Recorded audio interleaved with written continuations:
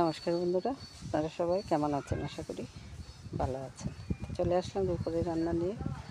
আজ রান্না করব টাকি মাছ দিয়ে দেশি লাউ আর ছেলা মাছ দিয়ে চচ্চড়ি করব। আর লাউয়ের সিল্কা, আলু আর মাছের পেটের অংশটা দিয়ে একটু ভাজি করব।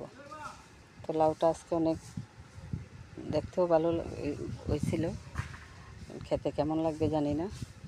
আর একটা বিচিও ছিল না, একেবারেই কচি লাউটা।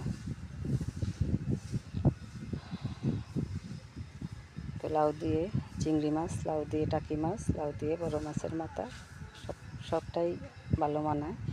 তো আজকে টাকি মাছ দিয়েই লাউটা রান্না করব।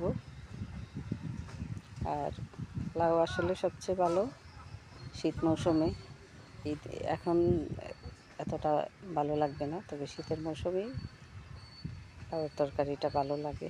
তো ছেলা মাছের চচ্চড়িটা বসাবো। এইটা কী নামে আপনারা বলেন জানি না, তবে আমাদের এলাকা দিয়ে ছেলা মাছই বলে। এটা অনেকটা এই যে মলা মাছের মতো না, আবার মলা মাছের মতো একটু এই লম্বা। মাছটা চিকন। তো মাছটা বেশি নাড়বো না, নাড়লে ভেঙে যাবে, এই কারণে নাড়াচাড়া দিলাম না। তো এবার লাউয়ের খোসাগুলি আর সাথে একটা আলু দিছি আর মাছের পেট দিয়ে এটা ভাজি করব। এটা আমি সবসময়ই লাউয়ের খোসাগুলি এভাবে ভাজি করি। যে কোনো মাছের পেট কিংবা এই মানে মাংসওয়ালা মাছ, যে তেলাপিয়ার গায়ে মাছ থাকে, মাছগুলি বের করে নিই, কিংবা টাকি মাছের গায়ের মাংস বের করে তারপরে মাছটা ভাজি, খালি খালি ভাজি না।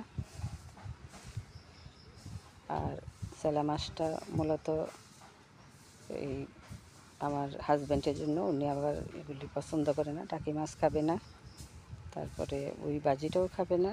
তো গতকালকের আবার এই মুখির তরকারি ছিল, ওটাও আজকে খাওয়া যাবে, সবাই মিলে এটাও খাইয়ে ফেলবো। তো আজকে এই পর্যন্তই। ভালো থাকবেন, সুস্থ থাকবেন, আমার পাশে থাকবেন। ধন্যবাদ সবাইকে।